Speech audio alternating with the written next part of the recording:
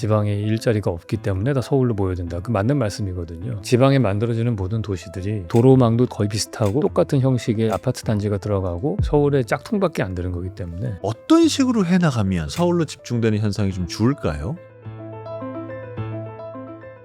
안녕하세요, 한석준입니다. 진짜 대가들의 순도 높은 지식을 전하는 지식인 초대석, 오늘은 공간을 통해 세상을 읽는 건축가 홍익대학교의 유현준 교수님 모셨습니다. 어서 오십시오. 안녕하세요.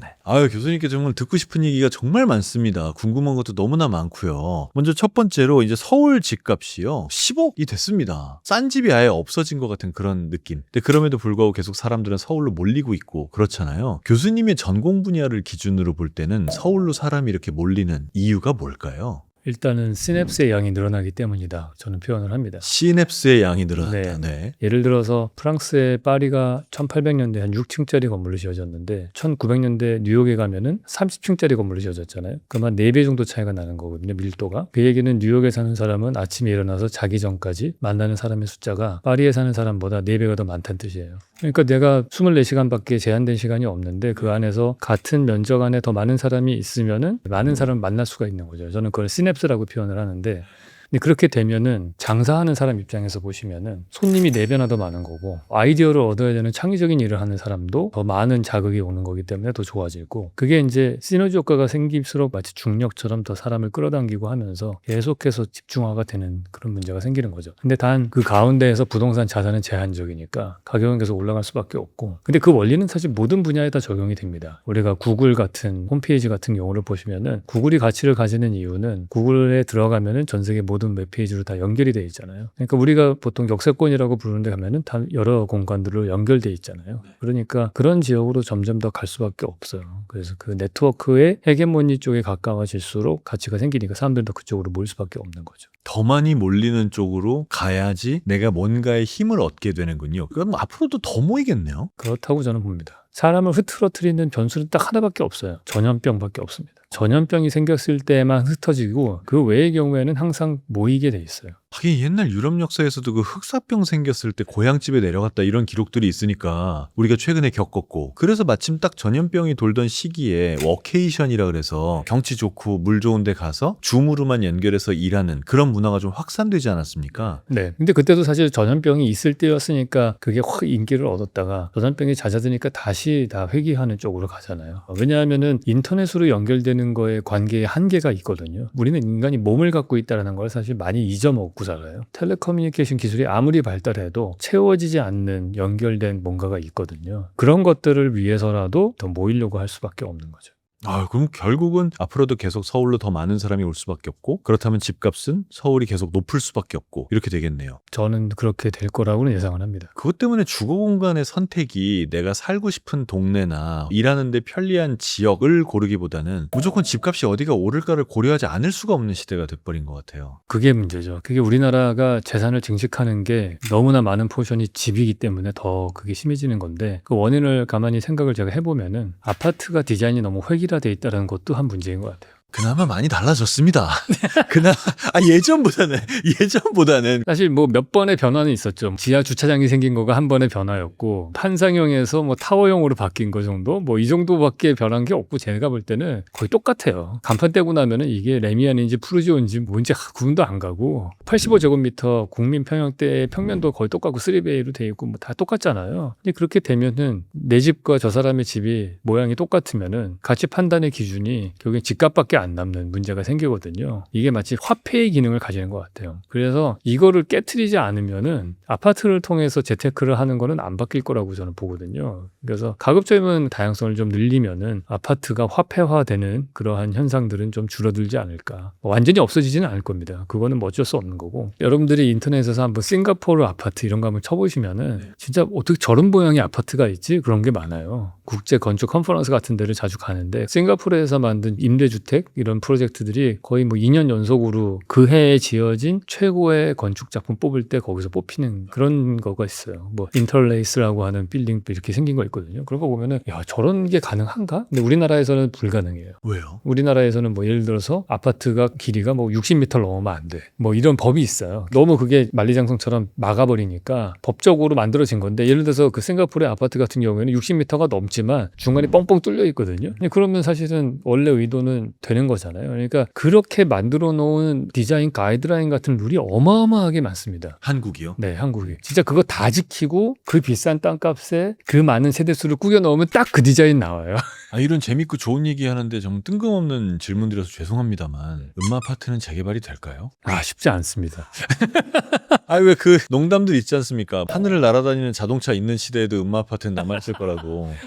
저도 이제 재건축하는데 참여를 해보니까 대한민국 재건축만큼 어려운 게 없는 것 같아요. 본인의 전 재산을 다 베팅한 분들이 몇천 명이 모여서 의견 일치가 돼야 되는데 또 음마아파트나 압구정 현대같이 큰 대규모 단지 이런 경우는 사회적인 관심이 너무 많잖아요. 그럼 이게 정치적인 파급이 크단 말이에요. 특혜 시비 걸릴 거고 오히려 더 많은 규제와 이런 것들을 하고 그러다 보면은 관심을 끄는 단지일수록 재건축이 정말 어려운 것 같다. 특히나 어려운 데가 어디냐면 신현대하고 구현대만 보더라도요. 강가에 있는 10동 때 1차 개발할 때는 75년도쯤이고 최고로 늦은 게 뭐 14차인가까지 있거든요. 여러 차수가 나눠져 있기 때문에 각각 개발됐을 때마다 건축법이 조금씩 달라요. 그리고 거기에 상가도 많죠. 뭐 쇼핑센터도 하나 있죠. 그러니까 각각이 처한 입장들이 너무나 달라요, 다. 이게 의견 일치가 진짜 어렵더라고요. 그런데 지금 이제 압구정동 현대를 말씀하셔서 하나 더 여쭤보자면 압구정동 현대 아파트는 교수님께서는 굉장히 다르게 말씀하셨어요. 예를 들면 아주 살기 좋은 뭔가가 잘 조성이 돼 있는 이렇게 표현하셨단 말이에요. 어떤 게 차이가 있는 건가요? 일단은 거기에는 초중고가 다 있다라는 게 큰 차이예요. 그중에서도 다른 아파트 단지와는 다르게 초등학교 단지 가운데에 있거든요. 근데 그건 되게 독특한 케이스예요. 그 이유가 학교 단지가 가운데 들어가게 되면은 그거보다 남쪽에 있는 아파트를 높게 못 짓거든요. 그 그림자가 드리워지기 때문에. 그래서 구현대를 보시면은 초등학교가 가운데 있고 그 앞에가 경찰서하고 동사무소가 있고 옆에 공원으로 돼 있어요. 그러니까 상당히 많은 면적을 할애를 해주고서 그 아파트 단지 가운데에 초등학교를 넣은 거예요. 그런 거가 일단은 장점이고 그다음에 그 안쪽에 로컬 커뮤니티를 만들 수 있는 스트리트도 하나 있고 등등의 약간 독특한 게 있죠. 근데 무엇보다도 이 단지가 특별한 거는 딴 게 아니고 전체 서울 지도를 한번 보시면은 남북 방향으로 움직이는 교통의 가장 중요한 주기자는 지하철 3호선이라고 생각하거든요. 근데 3호선이 걸쳐 지나가고 동서 방향으로 가는 거에 제일 중요한 게 올림픽대로잖아요. 근데 그것도 두 개가 교차하는 데 있지 않습니까? 그런 것들이 어디든지 가기가 좀 편안한 루트가 되는 거지 않습니까? 그리고 또 하나는 한강이 있는데 어느 시점부터인가 한강가의 아파트 단지들이 가치가 올라갔잖아요. 그러니까 예전에 제가 초등학교 다닐 때만 하더라도 한강은 깨끗한 데가 아니었어요. 근데 올림픽을 하면서 올림픽대로를 짓고 그 밑에다가 하수도관을 매설하면서 한강이 점점 깨끗해졌고 한강이 등 돌리고 있어야 되는 강이 아니고 이제 바라볼 수 있는 강이 됐고 그렇게 되면은 한강이 폭이 1km잖아요. 그러니까 1km의 폭에 수십 킬로의 가로로 된 그 넓은 빈 공간이 아무것도 없단 말이에요. 그러니까 비어있는 공간을 우리가 본다라는 거는 시각적으로 그 공간을 내가 소유하는 효과가 생기는 거거든요. 그런 면에서 계속해서 여기는 3호선 지하철 라인, 올림픽대로, 한강 위 뭐 이런 것들이 기존에는 크게 가치가 있다고 생각하지 않았던 것들이 계속해서 사회 간접 자본이 투자가 되면서 여기가 혜택을 많이 봤다고 저는 생각은 해요. 지방을 개발한다고 하는 것도 전부 강남의 카피처럼 돼가고 있다라는 말씀을 하셨지 않습니까? 그것도 강남에 집중되는 요인이 됩니까?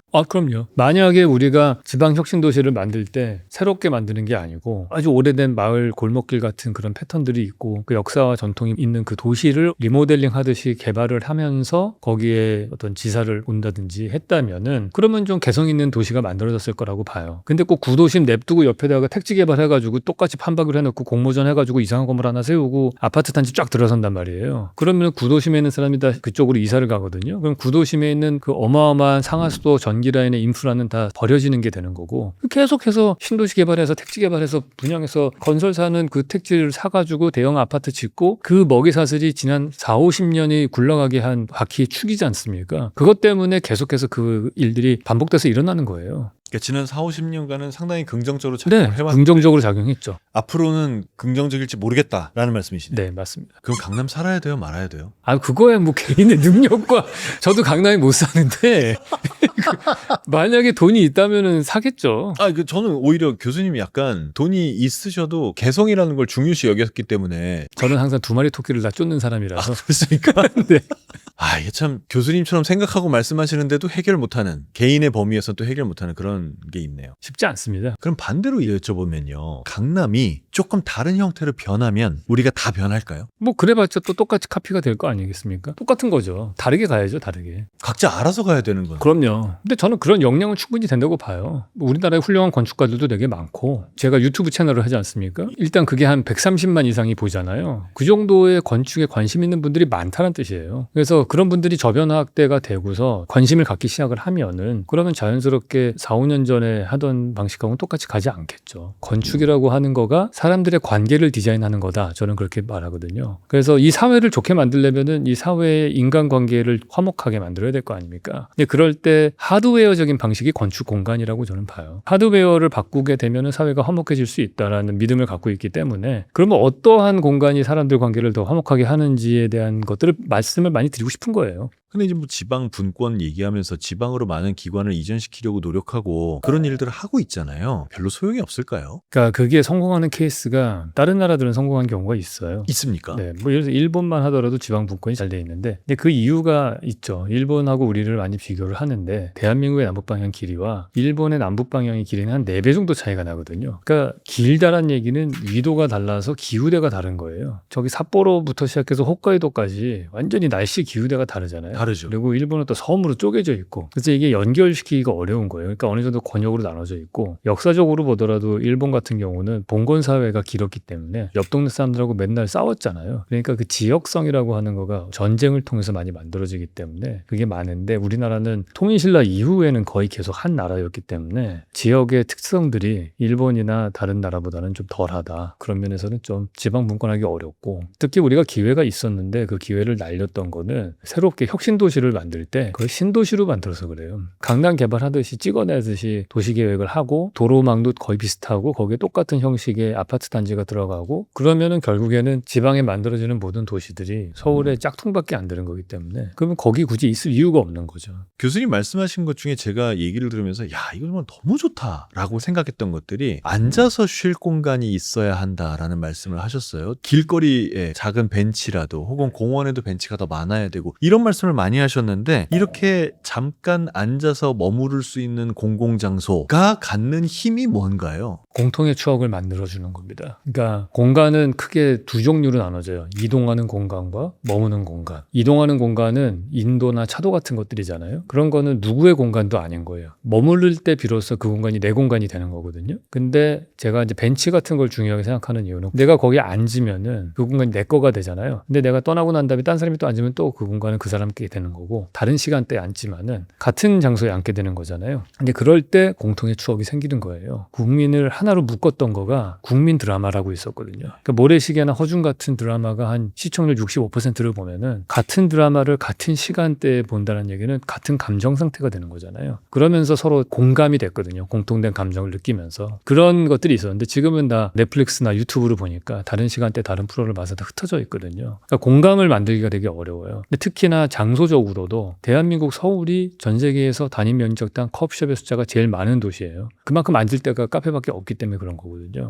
근데 카페는 벤치와는 다르게 돈이 많은 사람들은 비싼 커피숍을 가고 돈이 적은 사람들은 저가 커피숍을 간단 말이죠. 그러면서 같은 도시에 몇십 년을 살아도 가는 장소가 달라지는 거예요. 내가 앉을 수 있는 장소가 돈을 내는 공간밖에 없으면은 소득 수준에 따라서 앉는 장소가 달라지고, 결국엔 내 추억이 같은 도시에 살아도 공유되지가 않는 거예요, 다른 사람이랑. 그렇기 때문에 공짜로 머무를 수 있는 공간이 많아져야 돼요. 벤치가 제일 싼 방법이고, 공원이 두 번째로 좋은 거고, 도서관도 중요하고, 도시의 1층에서 접근성 좋은 곳에 있어야 돼요. 그 공원 같은 것들도 예를 들어서 10,000평짜리 공원 하나 만드는 것보다는 1,000평짜리 공원을 10개 만드는 게 더 좋고, 더 좋게 만들려면 정방형의 공원보다는 선형의 공원을 만들어서 거기를 왔다 갔다 걸어 다닐 수 있게 하고, 정사각형보다는 공원보다는 직사각형이 변의 길이가 더 길어지니까 공원에 접한 가게나 집들도 더 많아지는 거고 그런 효과도 있고 그래서 그런 것들을 계속 우리가 도시계획을 할 때 생각을 해야지 그게 안 되면은 사회가 붕괴가 되는 거거든요. 같은 나라의 국적을 갖고는 있지만은 너무나 공통의 추억이 없구나. 이제 그런 문제가 생겨요. 그럼 이렇게 생각하시는 분들이 교수님 혼자만은 아니고 당연히 그 전문가들은 많이 계실 텐데 심지어 우리는 지금 인도를 걸어가다 보면 인도에 벤치조차 없지 않습니까? 이거는 왜 안 되는 거죠? 제가 이런 얘기를 6, 7년 전부터 계속해서 강남구청에서 테헤란로에다가 벤치 놓기 캠페인을 했어요. 그래서 한 2년에 걸쳐서 한 40개 이상의 벤치를 놓은 걸로 아는데 고작 40개 놓은 건가요? 그것도 힘들어요. 그것도 힘들다고요? 네. 그러다가 3회 때 스탑됐어요. 벤치 관리하기 힘들다고. 이게 벤치를 놓는 부서와 벤치를 관리하는 부서가 달라요. 제가 이런 얘기를 하면은 다 공감을 하세요. 웬만한 분들. 저 너무 필요할 것 같거든요. 네. 실제로 이게 실행이 되는 데에는 한두 명의 저항 세력들은 항상 있습니다. 제가 공립학교 좀 다르게 만들려고 하면 심지어 어떤 얘기까지 들었냐면은 제가 어떤 학교를 설계한 적이 있었거든요. 이렇게 해서 마을 같은 걸 해가지고 애들이 10분 쉬는 시간 때 갈 수 있어야 되고 뭐 이거 해서 하잖아요. 안 된다는 거예요. 자기도 이 학교 좋은지 아는데 이 학교를 좋게 만들면은 다른 동네에서 이사를 너무 많이 와서 교실이 부족해져서 안 된다. 어떠한 의견이 있으면은 그거를 진취적으로 밀어붙여가지고 하는 그러한 선례들도 별로 없고 모난돌은 정을 맞게 돼 있고 그게 패스트 팔로워일 때는 문제가 안 됐을지 모르겠지만은 우리가 선진국에 이르렀잖아요. 이제 이 다음 단계를 가려면은 사실은 그런 개성과 이런 걸 존중해 주면서 그게 생겨야 되는데 그렇지는 못한 것 같다. 그런 생각이 듭니다. 제도적으로 좀 발전하면 좋을 텐데 지금은 왜 뭘 잘했을 때에 받는 칭찬이나 승진 효과는 거의 없고 정말 조금이라도 잘못하면 맞아야 되는 철퇴만 많지 않습니까? 이제 이런 환경에서는 사실 아무도 아무 일도 안 하는 주의로 갈 수밖에 없는 거니까. 맞습니다. 쉽게 고쳐질 문제는 아닌 것 같아요. 아휴, 교수님하고 얘기하고 나니까 좀 깝깝하네요. 네, 깝깝합니다. 저도 현장에서 일을 하다 보면은 건축이라고 하는 게 인간이 하는 일 중에서 가장 많은 돈이 들어가는 일이잖아요. 그러다 보니까 많은 사람들이 동의해줬을 때만 현실이 되는 거예요. 그러면 이제 다양한 사람들을 만나서 설득을 하는 작업들을 해야 되거든요. 그러면은 그 사회의 여러 단면들을 보게 돼요. 일단 건축주를 설득해야 되고, 행정기관 설득해야 되고, 심의위원 설득해야 되고, 시공회사도 설득해야 되고, 그러면은 이제 그 단면이 보이거든요. 근데 그때 어떤 공통적으로 나타나는 한계점, 그러니까 이 사회가 여기서 한 단계 더 좋은 쪽으로 올라가는데 발목을 잡는 그런 특징들이 지금 말씀드린 그런 것들인 것 같아요. 교수님 하신 말씀 중에 걷기 좋은 도시를 만들어야 된다라고 말씀하시면서 예를 들어서 2호선 따라 서울 한 바퀴 그 말을 듣자마자 뭐가 떠올렸냐면 올레길이 떠올랐습니다. 이게 만약에 서울 사이즈로 벌어진다? 저는 진짜 너무 좋을 것 같거든요. 이거 안 될까요? 그러니까 제가 그 얘기를 했던 거가 걷고 싶은 거리가 만들어지는 가장 큰 이유. 일단은 첫 번째 이거 왜 걸어야 되느냐. 걸을 때 경계가 모호해지거든요. 예를 들어서 A라는 마을과 B라는 마을이 걷는 길로 연결이 되면은 도대체 어디까지가 우리 마을의 끝인지 알 수가 없는 거예요.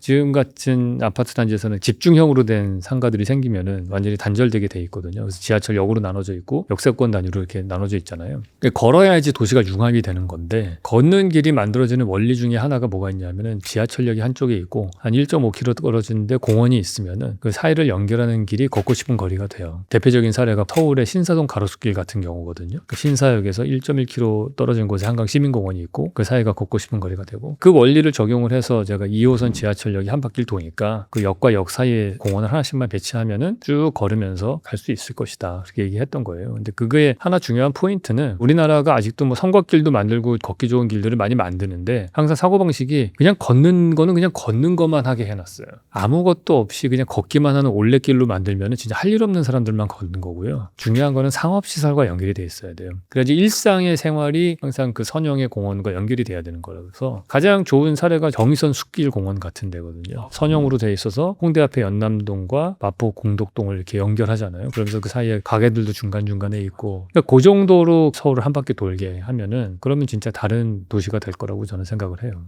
와, 근데 지금 당장 제 머릿속에도 어떤 걱정이 드냐면요. 저 길 옆에 있는 건물들 부동산 가격 올라가겠구나. 네, 올라가겠죠. 그러면 또 누구한테 특혜 준다 만다 이런 말들 나오겠구나라는 생각이 드네요. 맞습니다. 그래서 안 되는 거예요.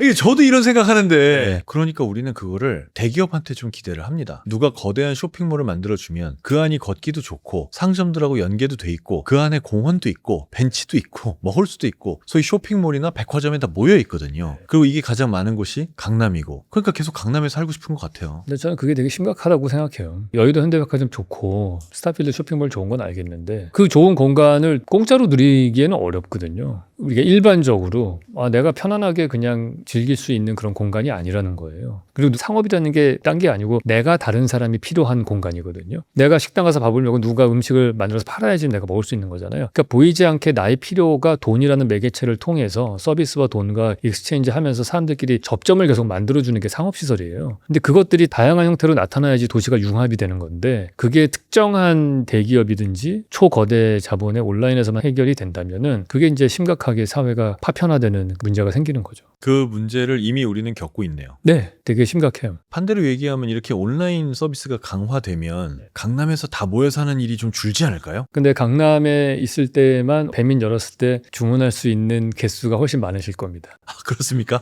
제가 강남에 안 살아서 잘 모르겠어요. 제가 제주도에 내려가가지고 온라인으로 뭘 배달시켜 보려고 켰더니 배달되는 데가 하나도 없어요.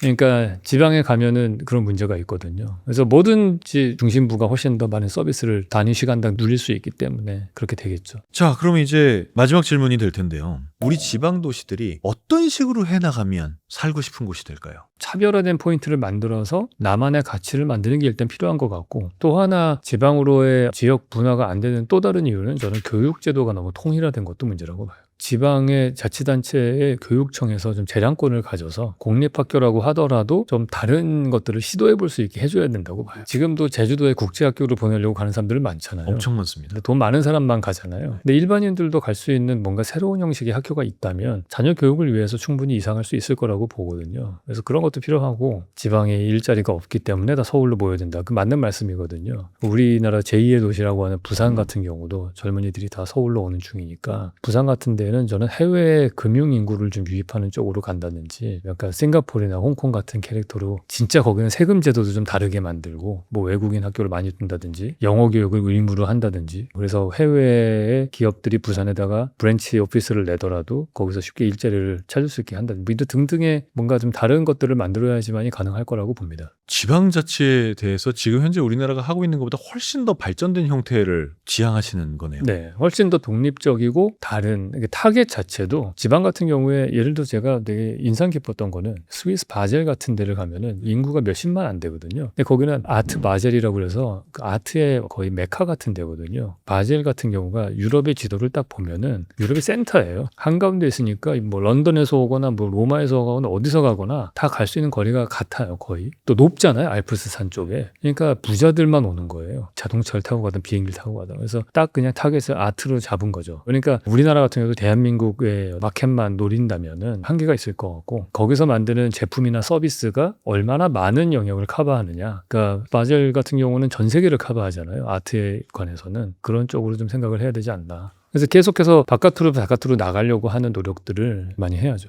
땅과 엮여있는 그 부분을 좀 끊어내고 내가 어디 살든지와 관계없이 시야를 전 세계로 틔울 수 있다면 그렇다면 서울로 집중되는 현상이 좀 줄까요? 네, 저는 그럴 거라고 생각합니다. 거의 확신하게 말씀하시네요. 네, 제가 아까 정의를 내릴 때 시냅스가 중요하다고 했잖아요. 근데 그 시냅스를 같이 사는 사람들도 있지만은 또 동시에 제품이나 서비스를 통해서 딴 사람하고의 시냅스를 확장시켜서 연결하면 되는 거니까 그런 것들을 생각해 보면은 충분히 가능성이 있다. 그리고 그거를 기술적으로 서포트할 수 있는 것 중에 하나는 이제 자율주행 자동차를 얼마나 활성화시키느냐도 큰 몫을 한다고 봐요. 그러니까 우리가 고속도로를 보시면은 버스 전용 차로가 있잖아요. 그걸 통해서 일반 승용차보다 버스는 훨씬 더 시간 거리를 단축할 수 있게 해줘서 연결을 하지 않습니까? 이제 마찬가지로 자율주행 전용 차로 같은 걸 만약에 만든다면 지방하고 서울 간의 거리가 압축이 돼서 베이스 캠프를 지방에 두고서 서울로 왔다 갔다 하는 것들이 더 많아질 수도 있는 거고. 근데 KTX 때도 사실 똑같이 얘기했단 말이에요. KTX가 생겨서 예를 들어서 대전이 1시간, 대구가 2시간이 되면 대전이나 대구에 살면서 서울 일을 할 수 있는 게 가능해질 거다라고 얘기를 했는데 결과는 거기 사람들이 서울로 와버리는 일이 됐단 말이에요. 큰 병원들이 다 없어진 이유도 뭐하러 거기서 병원을 가요? KTX 2시간만 타면 서울에 큰 병원이 나오는데. 그러니까요. 그래서 학교랑 같이 페어로 움직여야 된다는 거예요. 서울과 확실히 다른 어떤 공립학교가 그곳에 있다면은 서울로 오는 것보다도 아이를 위해서라도 나는 먼 곳에 살더라도 있고 내가 출퇴근을 하지라고 생각이 바뀔 수 있을 거라는 거죠. 지금 그러면 근데 시스템들이 다 똑같죠. 도시의 모양도 똑같고 학교도 똑같고 하면은 그럼 당연히 중심부로 모일 수밖에 없는 거거든요. 지금은 중심부가 아닌 쪽으로 갈 만한 이유가 하나도 없는 하나도 것 같아요. 없어요. 특히나 이렇게 한번 집값이 올라가기 시작을 하면은 내가 자산을 갖고 있는 사람이라면은 당연히 저는 지방의 자산을 팔고서 서울의 자산으로 갈아타는 거가 훨씬 더 재테크에도 도움이 되겠다. 당연히 그렇게 생각할 거 아니에요. 그게 가속화되는 현상이 생기는 거죠. 점점. 그래서 그런 게 어떻게 바뀌어 나가느냐의 문제인 것 같아요. 그리고 원격 진료가 얼마나 허용되느냐도 저는 큰 변수일 거라고 생각을 해요. 그러니까 나이가 드실수록 중심부에 많이 오는 이유 중에 하나가 병원 때문이잖아요. 그런 것들이 많은 부분이 원격 진료로 해결을 한다면 굳이 이제 서울 도심에 살 필요도 없고. 그래서 그게 제가 말씀드리는 거는 딱 이거다라는 것보다도 공립학교의 다양성과 원격 진료와 자율주행 이 세 가지의 팩터를 어떻게 잘 버무려서 하느냐가 저는 해결책을 좀 만들 수 있지 않을까 생각은 들어요. 오늘 너무 재밌는 얘기였습니다. 도시의 발달이나 거기 살아가는 사람들의 행동 양식 등등이 도시 구조와 이렇게 크게 연관이 있다는 걸 오늘 새삼 다시 한번 깨닫게 됐습니다. 좋은 말씀 감사합니다. 자, 유현준 교수님과의 첫 번째 시간이었습니다. 여러분도 내가 어디에 사는가, 어떤 일을 하고 사는가에 대해서 다시 한번 생각해 볼 수 있는 그런 시간이 됐기를 진심으로 바랍니다. 계속해서 유현준 교수님과의 이야기 이어집니다.